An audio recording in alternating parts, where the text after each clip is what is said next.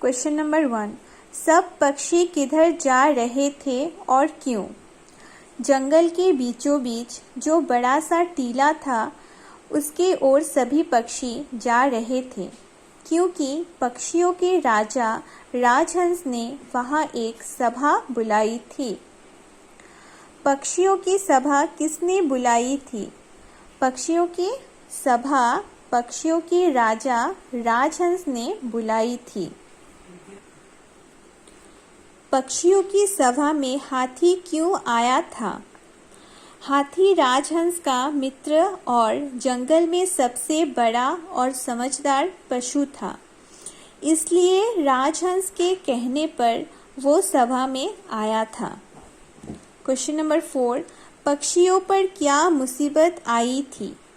अचरज नगर के लोगों ने वन के आसपास कारखाने बना लिए थे और नगर में वाहनों की संख्या भी बढ़ चुकी थी, जिससे निकलने वाले जहरीले धुएं हवा को दूषित कर पक्षियों का वन में रहना मुश्किल कर रही थी।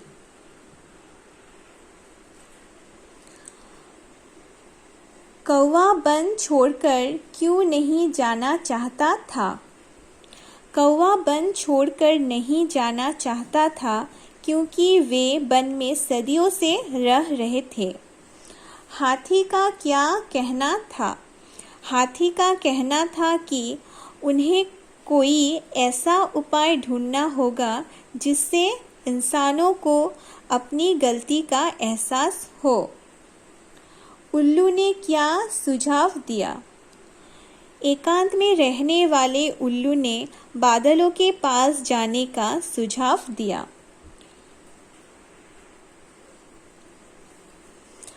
राजहंस अपने मित्रों के साथ किधर चल पड़ा? राजहंस अपने मित्रों के साथ बादलों से मिलने हिमालय की ओर चल पड़ा। वहाँ कैसे कैसे बादल थे? वहाँ के बादल कुछ काले थे तो कुछ सफ़ेद थे। पक्षियों की समस्या सुनकर बादलों के राजा ने क्या कहा? पक्षियों की समस्या सुनकर बादलों के राजा ने कहा कि यह आदमी हर जगह मुसीबतें खड़ी कर रही है, पर अब तुम सब लौट जाओ, मैं कुछ करता हूँ। कबूतर ने राजहंस को क्या सूचना दी? कबूतर ने राजहंस को यह सूचना दी कि अचरज नगर में तेजाब की वर्षा हो रही है, जिसकी वजह से अचरज नगर में हड़कंप मचा हुआ है। पक्षियों ने कब राहत की सांस ली? जब नगर के लोगों ने प्रदूषण घटाने के लिए कई उपाय किए और धीरे धीरे हवा भी स्वच्छ होने लगी, तब पक्षियों ने राहत की सांस ली।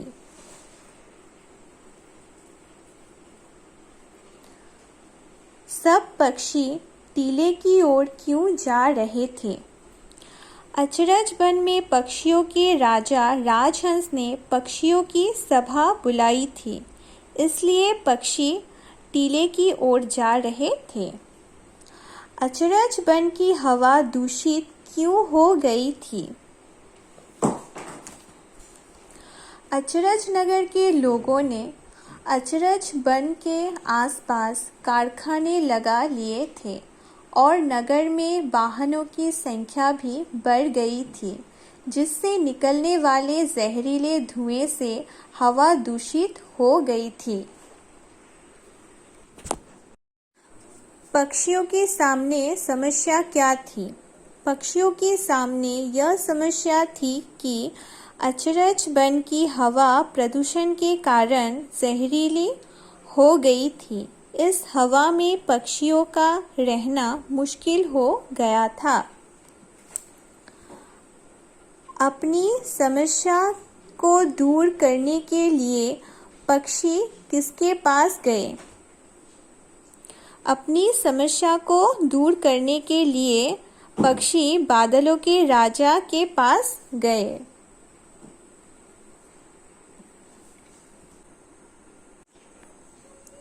ऐसी हालत यदि आपके इलाके में हो तो आप क्या करेंगे? ऐसी हालत यदि हमारे इलाके में होगी तो हम पर्यावरण प्रदूषण नियंत्रण विभाग के सहयोग से प्रदूषण रुकवाने का प्रयास करेंगे। अपने आसपास के क्षेत्रों में पेड़ पौधे लगाकर हवा को शुद्ध करेंगे और जनता से आग्रह करेंगे कि वे प्रदूषण ना फैलाएं।